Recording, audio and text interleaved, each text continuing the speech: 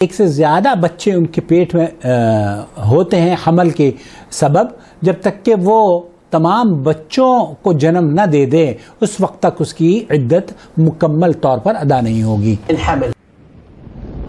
بسم اللہ الرحمن الرحیم، نحمدہ ونصلی علی رسولہ الکریم، اما بعد۔ معزز ناظرین کرام، السلام علیکم ورحمۃ اللہ وبرکاتہ۔ آپ دیکھ رہے ہیں نور ٹی وی جدہ اور میں ہوں محمد عاقل۔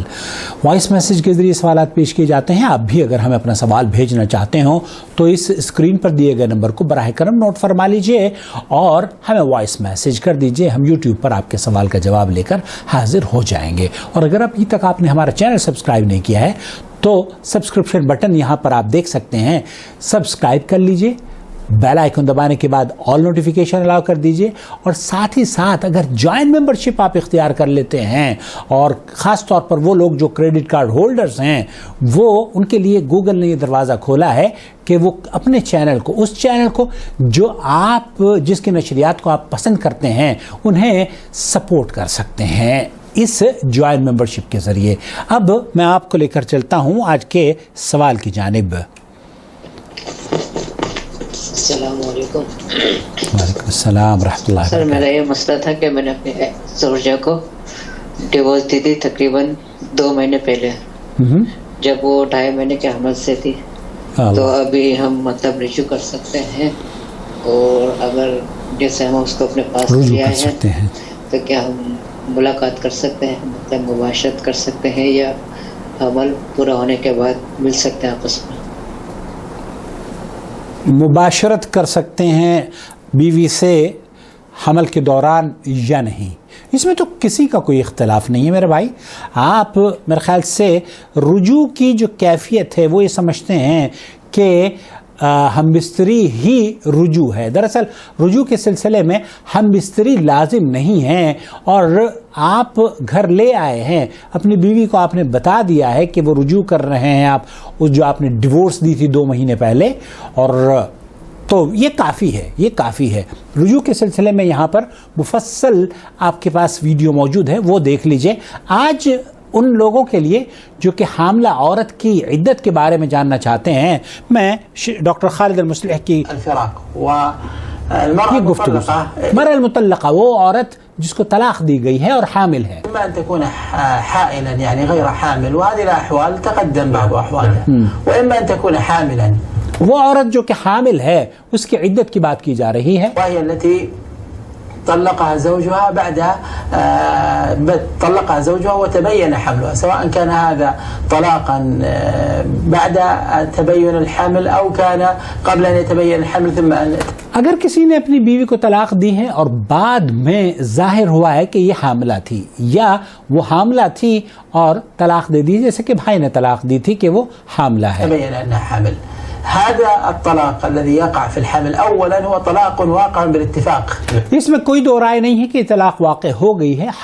حمل کی جو حالت حمل میں جو طلاق دی جاتی ہے، اس کے وقوع پذیر ہونے میں کسی بھی اہل علم کو اختلاف نہیں ہے، لأن كثيرا من الناس يسأل ويقول طلقت زوجتي وهي حامل، کیونکہ بہت سے لوگ، جیسے بھائی سوچ رہے ہیں، بہت سے لوگ یہ پوچھتے ہیں کہ میں نے اپنی بیوی کو طلاق دی ہے، وہ حمل سے تھی، ويشكل عليه هل وقع او لا، وہ یہ سوچتے ہیں کہ شاید یہ بھی وقوع پذیر نہیں ہوتی، یہ کاؤنٹ نہیں کی جاتی، جیسے کہ حیض میں طلاق دی گئی ہو، یا 3 طلاقیں ایک مرتبہ دے دی گئی ہوں۔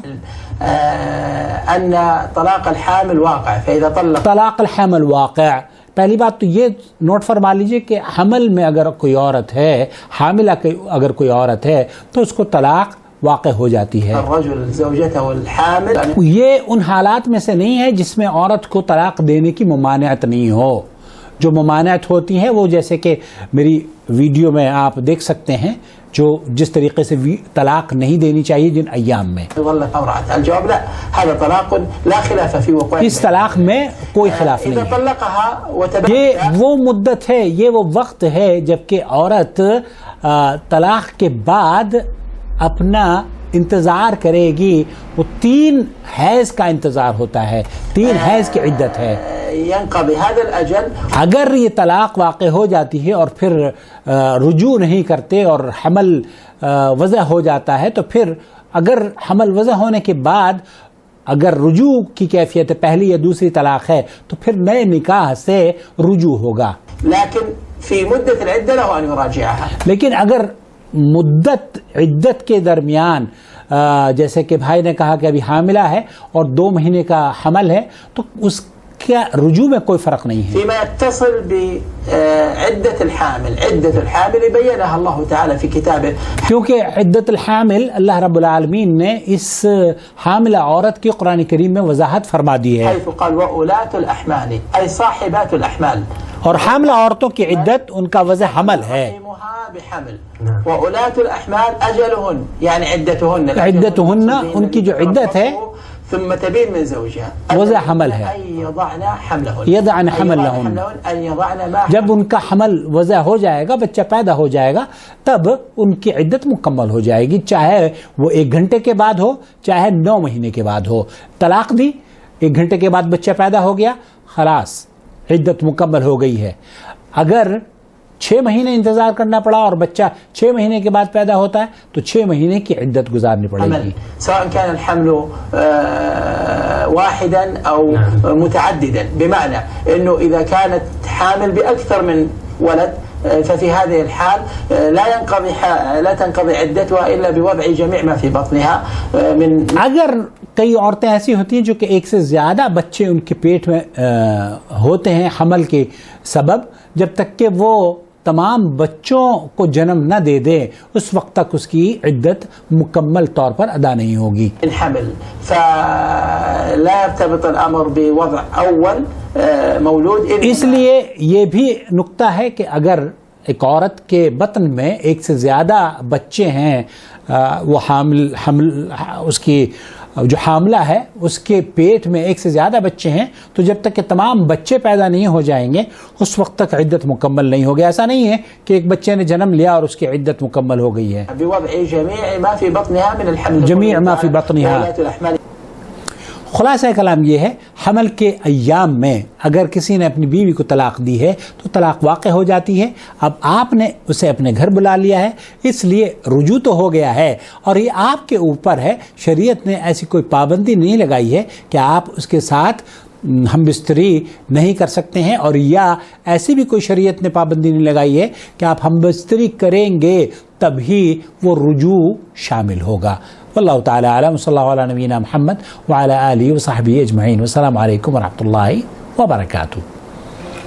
اللہ ولی الذین آمنوا یخرجهم من الظلمات إلى النور والذین كفروا أولیاؤهم الطاغوت یخرجونهم من النور إلى الظلمات أولئك أصحاب النار هم فيها خالدون.